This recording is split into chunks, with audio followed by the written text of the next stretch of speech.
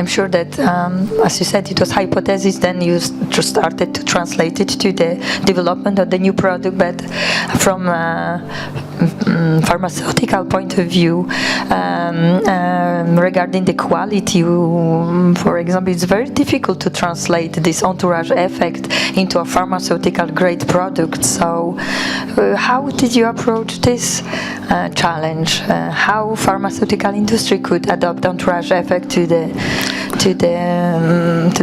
development of the new products? So our approach was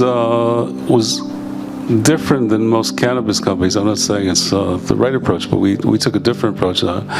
We kind of build it bottom up instead of top down, taking specific molecules and combining them to see the effect. It's a very long and tedious process, but we wanted to kind of develop a drug that could eventually get approved, not only in Europe, but also in the US. And so that was what we did. But the challenge with the full spectrum product is really getting the regulators to approve it as a drug because of the different interactions with all these molecules. And if they have activity, then you have to show that you're not causing drug-drug interaction.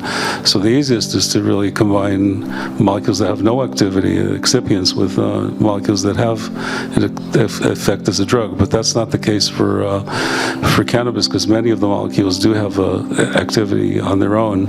And so it is very challenging to develop it in a drug. And that's why we'll talk about this later, that this approach that the European regulators took is very interesting. Yeah, because we can say that there's only currently one drug, Sativex, which contains the ratio 1:1, the extract of extract THC and CBD registered. We don't have any other fully registered drug based on the, we can say, entourage effect at full spectrum. We have separated molecules like dronabinol, epidiolex, but they are isolated molecules. So this is why I said that it may be challenging to have this entourage effect translated into therapies. Well, as I said, it's very challenging. The company that developed Sativex also developed Epidiolex several years later, and Sativex was never approved in the U.S. and probably will never get approved in the U.S.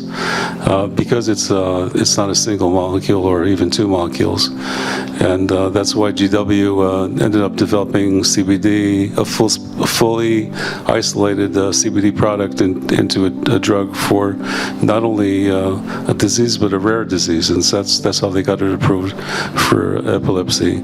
Having a full spectrum drug, even though it seems to be better and works better, as I mentioned, is getting it approved through the regulatory processes, a conventional regulatory process in the U.S. and in Europe is very difficult, but it is possible.